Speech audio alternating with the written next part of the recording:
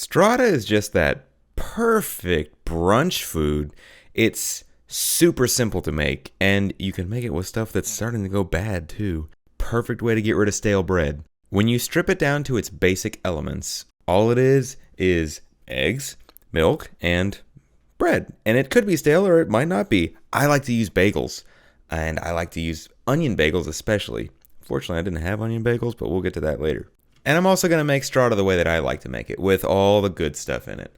Speaking of which, let's get started with one chopped onion. And you can dice it however you like. This is one whole white onion.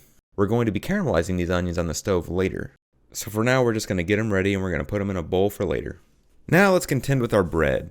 Like I said before, I like to use bagels. These are technically everything bagels. I prefer to use onion bagels. I think they're just better. You can get the really cheap ones, the grocery store ones. It doesn't really matter. Now we'll need to materialize our bowl so that we can store this bread. And you're going to want to use a big bowl for this because we're going to be mixing our whole, everything in this. This is going to be a mixture of 5 bagels, 10 eggs, 2 cups of milk, a cup of sour cream. Here's the whole damn recipe, but this is a lot of stuff. This is going to feed a lot of people.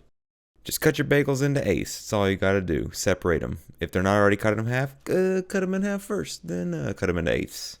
Check out that bowl of bread. Isn't it pretty? Nice. All right. I'm going to do a couple slices of bacon. This is 2 slices of very thick cut bacon. I'm just going to cut this into cubes, so nothing fancy about it. Just get it cut and set it aside for later. And would you look at the time, it's time to make our custard. Now we get to take on the arduous task of cracking 10 eggs into a bowl. It's exciting, I know. Just try to contain yourself. To these eggs, we're going to go ahead and add a couple of good pinches of salt, and we're going to start mixing them. Some people would say not to add salt at this point. I'm not going to listen to them. To this, we're going to add 2 cups of milk. This is whole milk, but you can use whatever you got. And then we're going to add a good cup of sour cream. As opposed to a bad cup, this is a generous cup. After it's mixed, we're going to add a good couple of shakes of hot sauce, if you want. I like it. Then we're going to add a generous grating of nutmeg.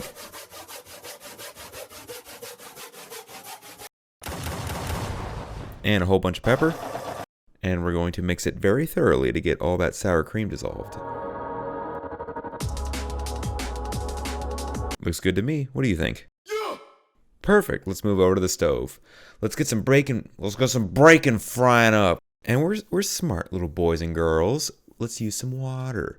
Let's get the water out. The water is going to help render the fat out before it starts to fry. It's going to prevent burning. It's going to make for a nice, even crispage. Once this bacon starts to fry, it's going to go real quick because these are pretty small pieces. So you're going to want to take this out before it's totally done, especially so with this. These are small bacon bits. They're going to keep cooking when we take them out, especially in our case because we're going to take them out. We're going to pour everything here into a bowl. And we're going to use this bacon fat. We're going to take advantage of this bacon fat here. Watch and learn. We're going to fry our onions in this bacon fat. And a pro tip to you, that bacon grease is going to drip down the side of that frying pan. Wipe it off with a paper towel before you put it back down on the stove, or else it's just going to burn. It's just going to smoke. It's going to be a mess.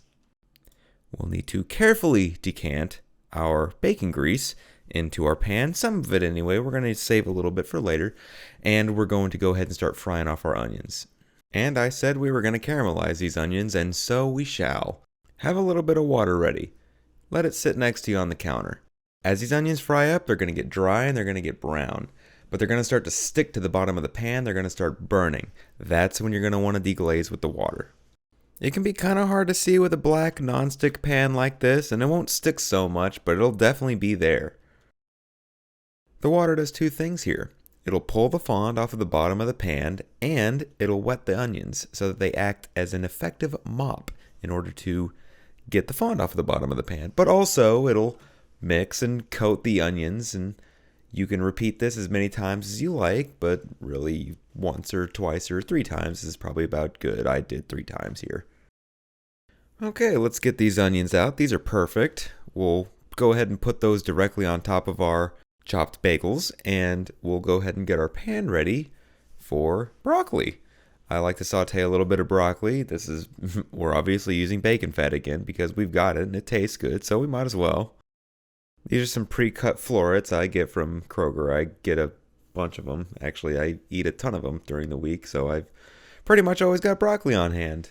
And if you don't want broccoli, you don't have to use them. It's fine without them. If you wanted to use mushrooms, that'd be good too. But, just saute these off until they're a little brown as much as you like, and then put those on top of the bread as well, on top of the bagels as well. Now we're getting real close here. We're going to go ahead and add in the rest of our ingredients. We're going to throw in our bacon, and we're going to throw in a whole pack of sharp cheddar. That's a pound, Brother Bear. And you can use whatever cheese you like. I just like sharp cheddar.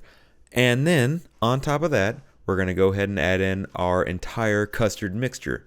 We're going to mix this very thoroughly to combine, and we're going to place it into a 9 by 13 inch baking dish. This is a deep walled one. We're making a lot of food here. And this might fit in a regular 9 by 13, but just be careful with the liquid. You don't want it to flow over. That would be an issue. Your bread and stuff can poke over, no problem. Get that all pushed down into the casserole, and we're ready to put this into the oven. It's going to go into a 350 degree oven for 50 minutes. And we're going to check it after 15 minutes. It might need to go an hour. Just insert a knife or a toothpick into the center and make sure it comes out clean. If it comes out clean, you're good. It's done. If it comes out with wet custardy egg, not done yet. You got to put it back in. I don't really know what else to say about this. This came out so good. It was so good. I wish you could taste it, but I guess you just have to make it to find out how good it actually is. And you can make this ahead of time too. You can make everything up and you just don't put it in the oven. You just throw it in the freezer and you bake it when you're ready. You'll have to bake it a little bit longer than normal, but it'll get there.